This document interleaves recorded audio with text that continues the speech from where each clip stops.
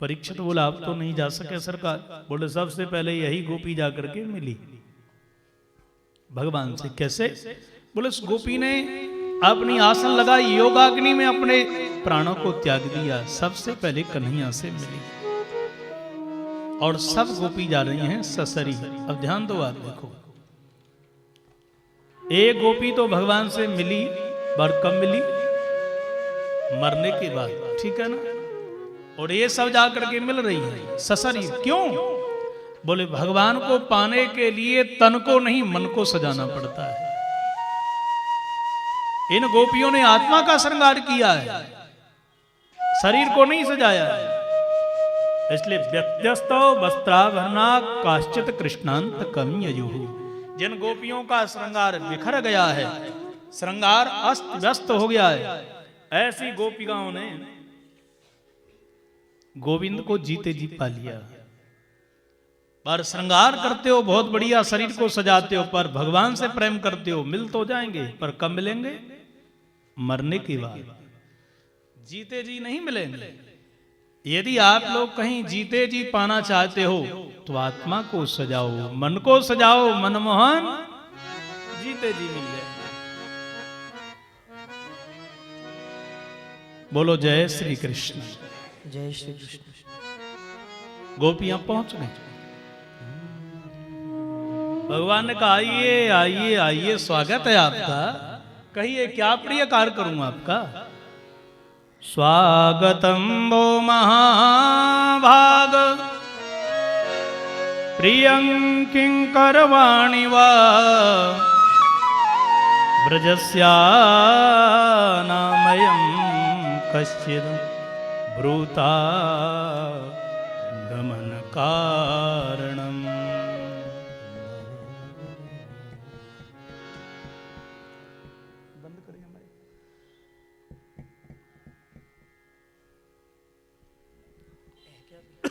इसलिए भगवान ने कहा आइए आइए, गोपियों से कहा कहिए क्या प्रिय कार्य करूं आपका। इस समय रात्रि की वेला में आप मेरे पास में आई हो, कोई विशेष काम? देखो गोपियों, यदि आप भला चाहती हो तो तुम यहां से इसी समय चली जाओ। ओहो, समझ गया, इसलिए आई हो क्योंकि आप जो आई हो मेरे पास में ना, वो घर के पूरे कार्यों को करने के बाद में आप यहां सब कुछ निहारने के लिए आई हो। बढ़िया यमुना की पुलन, बढ़िया सुंदर बगीचा, बढ़िया यमुना की धारा। देखो रात्रि की वेला में कभी इस प्रकार नहीं आना चाहिए देवियों।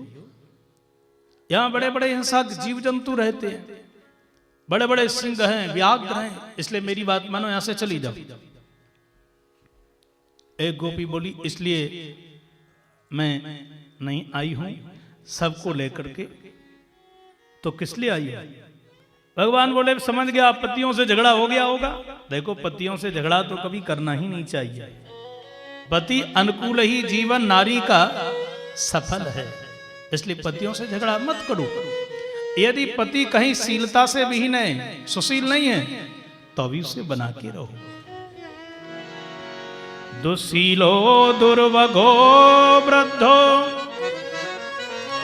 जडोरोग्य धनोऽपि वा पतिस्थिर न हातव्यो लोके सुधी अपात की। अरे पति कैसा भी हो, चाहे वह शालीनता से पड़े हो, रोगी हो, वृद्ध हो, क्रोधी हो, धनहीन हो, पति के अनुकूल रहने में ही लाभ है। देखो देवियों, मेरी बात मानो, इसी की टीका तुलसीदास जी कर रहे हैं। वृद्ध रोग बस जड़ धनहीन, वृद्ध रोग बस जड़ धनहीन, वृद्ध रोग बस जड़ धनहीन, वृद्ध रोग बस जड़ बधिर क्रोधी अति दीन, बधिर क्रोधी अति दीन, वृद्ध रोग बस जड़ धनहीना। वृद्ध रोग बस वृद्ध रोग बस वृद्ध रोग बस जड़ धनहीना। अरे पति कैसा भी हो उसकी सेवा करने में ही लाभ है। पतिव्रता धर्म के नाना प्रकार के दृष्टांत दिए सज्जनों, और गोपियों ने विचार किया अब तो बोलना ही पड़ेगा। इसलिए नीचे को दृष्टि डाल करके रोती हुई अंगूठा के बल से धरती को कोड़ती हुई बोल पड़ी, कन्हैया आपने जो कहा वो अनुचित है, ठीक नहीं है। मुरली बजा करके हमारे लिए बुलाया, बुलाने के बाद कहते हो कि यहां से चली जाओ, ये कहां की परंपरा है? आपके लिए हमने क्या नहीं त्यागा। मैवं विभोरहति भवान गदितुं रसंसं संत्यज्य सर्व विषयांस्तव पादमूलम। आपके लिए हमने कुल की मर्यादा को त्याग दिया, सारे विषयों को त्याग दिया। नारी के लिए यदि सब जीवन में मूल्यवान है, कोई प्रिय वस्तु है, प्रिय चीज है, प्रिय धन है, तो वो लोक लाज है। मैं ऐसा करूंगी तो संसार के लोग क्या कहेंगे? रात्रि की बेला हम तुम्हारे यहाँ चली आई, हमने ये विचार नहीं किया कि हमारे पड़ोसी हमसे क्या कहेंगे, सास ससुर क्या कहेंगे, वृद्धजन क्या कहेंगे। हमने लोक लाज को ताक पर रख दिया, आपके पास में मिलने के लिए चली आई, और आप हमारे से कह रहे हो कि चली जाओ। आपने हमारे से कहा कि नारी को पति सेवा करना चाहिए, पति की सेवा करने में ही पत्नी का कल्याण है। आपने ठीक कहा, पर कृष्ण हमारा उत्तर देना, एक स्त्री अपने पति की बड़ी सेवा करती है, उसकी सेवा के बिना नहीं रह सकती। भोजन खिला के खाती है, सुला के सोती है। एक दिन वो पति व्यापारी था, बाहर जाने लगा। पत्नी ने कहा कि मैं आपके बिना कैसे रहूंगी, मैं तो आपको भोजन खिला करके खाती हूं। पति ने कहा मेरा फोटो रख लो, इससे ही आप अपने नियम संयम करते रहना। अब हुआ ये कि एक दिन वो पूजा कर रही थी और उतने में उसका पति आ गया कृष्ण। वो तो किवाड़ सांकर बंद किए थी, चटकनी लगा था। अब इतने में जैसे ही उसने आकर के किवाड़ों के बगल में, फाटक के बगल में आवाज लगाई, दरवाजा खोलिए। अब वो क्या करे देवी बेचारी, यदि दरवाजा खोलती है तो पति की सेवा चल रही है, दरवाजा नहीं खोलती है तो दरवाजे पर पति खड़ा हुआ है, वो अपमान हो जाएगा, उसका पति पर तो धर्म नष्ट हो जाएगा। वो क्या करे?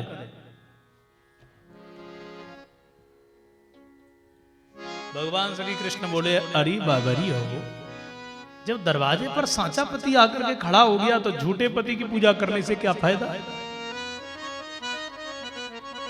सांचा पति दरवाजे पर खड़ा है ना। गोपियां बोली बस बस बस कन्हैया, यही तो तुम्हारे से पूछ रही थी हम। ऐसे ही जब सच्चा जगतपति हमको प्राप्त हो गया तो झूठे पतियों की पूजा करने से क्या फायदा है? आपने भी हमारे हाथ में फोटो पकड़ा दिए हैं, ये पतियों के, सास के, ससुर के, ये सब के फोटो हैं। इंसान को जीव प्रसन्न कर रहा है, मूर्ति पूजा कर रहा है, कब तक? बोले सच्चा जब जगतपति मूर्ति से बाहर निकल पड़े तो मूर्ति पूजा करने से कोई लाभ नहीं है। कोई समक्ष व्यक्ति खड़ा है, उसका फोटो देखोगे क्या? अरे सांचे ईश्वर की जब प्राप्ति हो गई, भगवान की प्राप्ति हो गई तो भगवान जिस इंसान में छुपा है उस इंसान की पूजा करने से क्या फायदा है? अब तेरी प्राप्ति हो गई है, हमारे लिए अधरामृत पिलाइए, स्वीकार कर लीजिए। जब अभिलाषा प्रकट करी तब तो दिव्य रास करने लगे मेरे गोविंद, और ऐसा सुंदर रास किया, बड़ा मधुर सुंदर रास किया। बोले बाहु प्रसार परिरंब कराल कोरु, नीवी स्तनाल भन नर्म नखाग्रपातै, श्वेल्यावलोक हसतैर्ब्रज सुंदरीणाम्, उत्तम भयन् रतिपतिं रमयांश्चकार। बाहु से बाहु मिलाकर के दृष्टि से दृष्टि लगा करके नाना प्रकार से दिव्य रासलीला करी। कामदेव ने आकर के 5 बाणों का संधान किया, परंतु गोविंद ने उसको परास्त कर दिया। दिव्य रास करते हुए गोपियों के मन में अभिमान हो गया। देखो, जगत का मालिक हमारे सारे से नाच रहा है, ये हमारे सौभाग्य है। और जहां आ गया अभिमान, वहां से चले गए भगवान, प्रस्थान कर गए। राधे रानी के साथ यहां से प्रस्थान कर गए। गोपियों ने रोना प्रारंभ किया। वृक्षों से, लता पत्र आदि से, तुलसी से, सबसे पूछा, अलग अलग रोते हुए। धरती से पूछा, जमुना मैया से पूछा, पर कन्हैया का कहीं पता नहीं चला। कहां चले गए प्रभु? गोपियों ने विचार किया, भगवान कथा में आएंगे। एक ने कथा कही, सबने सुनी, नहीं आए। अंत में एक गोपी ने कहा, रास में आते हैं। इसलिए आज सज्जनों सबने रास किया। पूतना वध की चर्चा, तृणाव्रत मर्दन की लीला, गिरिराज जी की लीला होने लगी। आओ मेरे नीचे सभी लोग, सब ब्रजवासियों की रक्षा करूंगा। गोविंद नहीं थे। अंत में यही परिणाम हुआ। गोपियां रोने लगी, पर कहां चले गए? बोले राधा रानी के साथ चले गए। भागवत जी में राधा का नाम नहीं है। क्यों? राधा नाम मात्रेण मूर्छा साणमास की भवेत नोच्चारित मतस्पष्टम परीक्षित हित कृन मुनि। राधा नाम लेने से सुखदेव जी की 6 महीने की समाधि लग जाती है। इतना प्रेम करते हैं अपने गुरुदेव से। सुखदेव जी की गुरु हैं श्री राधा रानी, और 6 महीने की समाधि सुखदेव जी की लग जाएगी तो परीक्षित का क्या होगा? बोलो राधे राधे राधे राधे। अच्छा देखो, भागवत क्या है? भवन। भवन माने घर, ठीक है ना?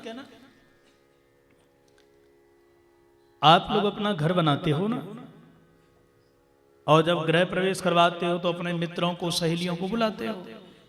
फिर घर भी दिखाओगे, ये हमारा बेडरूम है, ये हमारा डाइनिंग है, ये रसोई है, ये हमारा बाथरूम है, ये ऑफिस है, दिखाएंगे ना? पर एक चीज नहीं दिखाओगे, जिसमें माल पानी रखा जाएगा। दीवार में जो तिजोरी फिट कर रखी है वो दिखाओगे क्या? कि यहाँ ही हम हीराओं से जड़ा हार रखेंगे, चूड़ियां रखेंगे, जो हमारा काला धन होगा वो इसी जगह रखेंगे। बताओगे क्या? नहीं बताओगे ना। अरे भैया, किसी को तो बताओगे। जीवन का क्या भरोसा, बैठे ही रह गए तो जहां छिपाया वहीं रह जाएगा। बोलो राधे राधे राधे राधे। उसको इतना दिया है, वहां इतना दिया है, वहां मैंने रखा है, फलाने लॉकर में रखा है, किसी को तो बताना ही पड़ता है। ऐसे ही भागवत एक भवन है, और उस भागवत भवन में नाना प्रकार के कमरे हैं। साधकों के ज्ञान का, वैराग्य का, भक्ति का इत्यादि कमरे हैं। सुखदेव जी सबको बता रहे हैं, पर जो परम धन, जहां तिजोरी रखी है, परम धन रखा है, उसको किसी से नहीं बताया। परम धन कौन है? श्री राधा नाम। हमारो धन राधा राधा गाते हैं ना। ये राधा रानी का जो नाम है वो कृष्ण का भी धन है, साधक का धन है। इसलिए किसी को नहीं बताया, पर गुप्त रूप से परीक्षित को बता दिया। गोपी के नाम से जहां चर्चा होती है, परीक्षित समझ जाता है मेरे गुरुदेव के गुरुदेव है। गुरु का नाम नहीं लिया जाता है। आत्म नाम गुरोर नाम, अपना नाम, गुरु का नाम। ज्येष्ठा पत्र कलत्रयो, जेठे बेटा का भी नाम नहीं लेना चाहिए। हम सनातनियों में, भारतीय सभ्यता में पति का नाम नहीं लिया जाता, पत्नी का नाम भी पति नहीं लेता है। ये परंपरा है। इसलिए आज राधा रानी जैसे ही भगवान श्री कृष्ण के साथ जा रही थी, राधा रानी को मान हो गया। देखो, सबको छोड़ के आई, पर मेरे लिए नहीं छोड़ा। यदि मेरे प्रभु प्रेम करते हैं तो केवल मेरे से, इसलिए बोल पड़ी। अब आगे पैदल नहीं चलूंगी कन्हैया, पैदल अब नहीं चल सकूं, कि तब कहाँ लई जात हो, पग चापो घोड़ा बनूं, प्यारे पाय पिरात हैं। कन्हैया अब आगे नहीं चल सकूं, या तो घोड़े बन जाओ तो मुझे धारण करके ले चलो, या मेरे चरण दबाओ। ठाकुर जी बोले वाह तुमको आ गया मान। अरे मान वहां अभिमान, जहां अभिमान वहां से चले जाते हैं श्री कृष्ण भगवान। वहीं से आओ प्रियम स्कंद मारूह्यम, आओ देवी मेरे कंधे पर बैठो, चरण नहीं दबाऊंगा क्योंकि मुझे खोजती हुई गोपी मेरे पीछे आ रही है। और जैसे ही भगवान के कंधे पर राधा रानी बैठने के लिए तैयार भई कि ठाकुर जी अंतर्हित हो गए। गोपियों को छोड़ के आए, राधा रानी को छोड़ के आए, रोने लगी, पीछे से गोपिकाएं पहुंच गई, करुण क्रंदन करते हुए रोने लगी। सब राधा रानी को देख करके कितना निष्ठुर है, इस जैसा कोई धरती पर निष्ठुर नहीं होगा।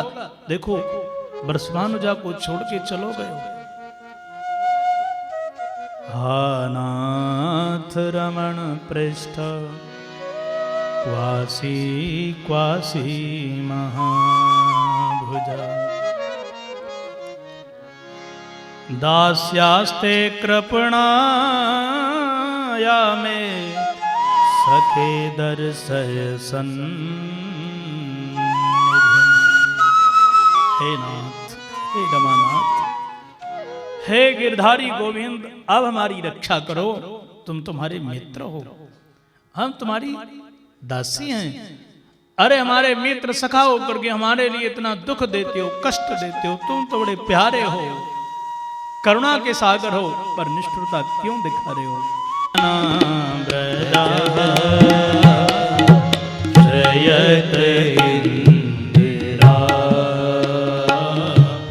शाश्वतत्री, दयित दृश्यता दीक्षुतावका, स्वैधता सब स्वाम विचिन्वते, शरदुदासये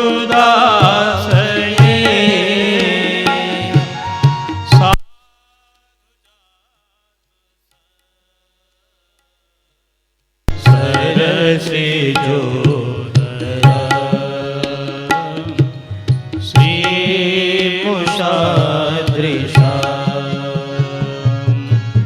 सुरतनाथ ते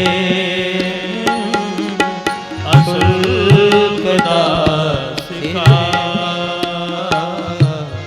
वरदने घतो नेह किं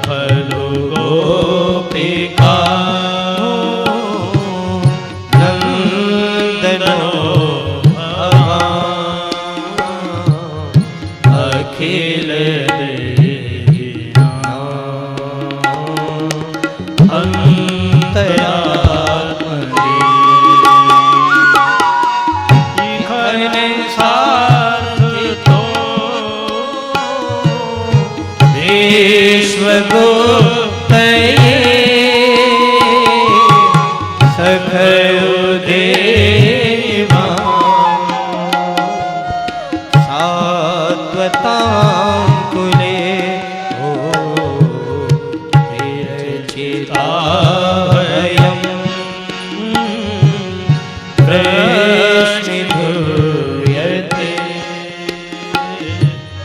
चरणमीयुषाम्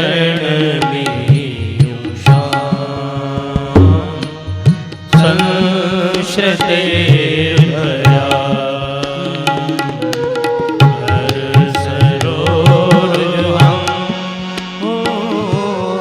कान्तकामदम् शिरसि श्रीकरगृहम्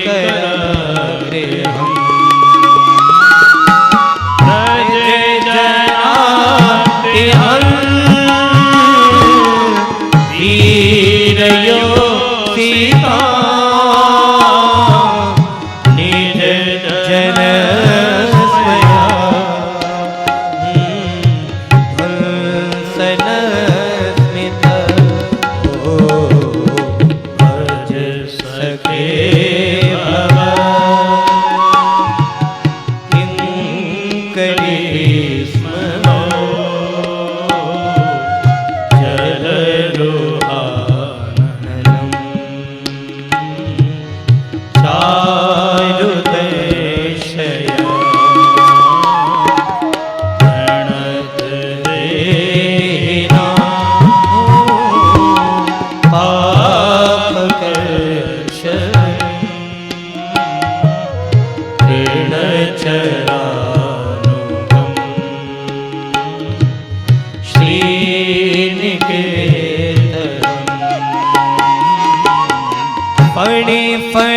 फणार्पितं ते पदाम्बुजं रेणुकुचेषु गृन्धिरे क्षयम् मधुरया गिरा वल्गुभाग्यया बोधमनोज्ञया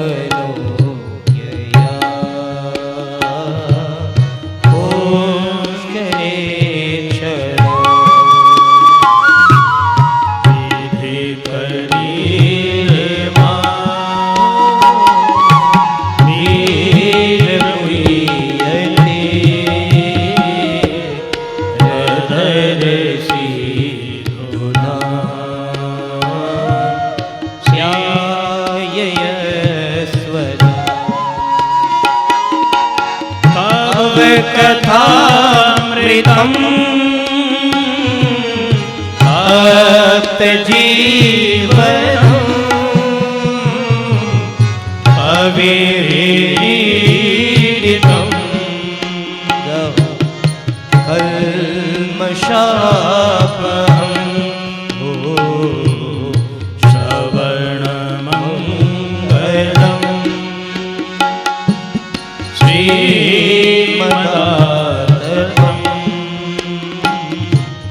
भुवि गृह्णन्ति ते भूरिदा जनाः भूरिदा जनाः भूरिदा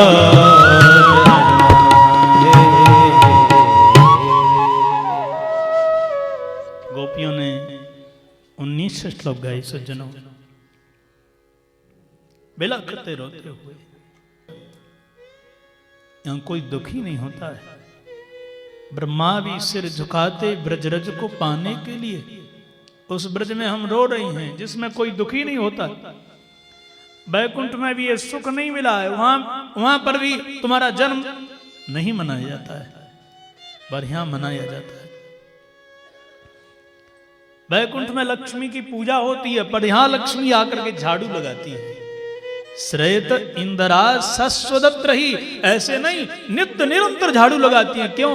बोले किस समय मेरे प्रियतम कृष्ण आ जाएं। यहां वो खड़ामू नहीं पहनते हैं।